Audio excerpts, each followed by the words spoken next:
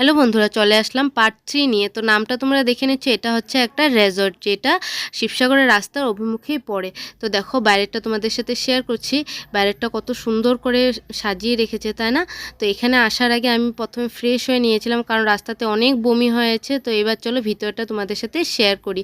তাই আবার এইভাবে ভিডিওটা শুরু করলাম তোমাদের সাথে শেয়ার করার জন্য। তো দেখো ভিতরে ঢুকে তো আমার মনটা জুড়িয়ে গেলো, কারণ এত সুন্দর করে চেয়ার টেবিলগুলো সাজানো ছিল। আর এখানে দুটো হলরুম ছিল, যেখানে সুন্দর সুন্দর লাইট দিয়ে চেয়ার টেবিলগুলোতে এত সুন্দর করে সাজিয়ে রেখেছে, মানে কি বলবো। আর এই যে সাইডে একটা রাস্তা ছিল, যেখানে বড় বড় গাছগুলো সুন্দর করে রং করা ছিল। আর এই যে হলো ওয়াশরুম, যেখানে এসে প্রথমে আমি মুখটা ধুয়ে ফ্রেশ হয়ে নিয়েছি, তারপর আমার খুব ভালো লাগছিল।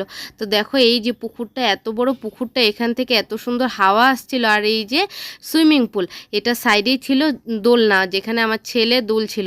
তো এরপর কি কি আসছে দেখতে হলে আমার চ্যানেলে অবশ্যই চোখ রাখবে। টাটা।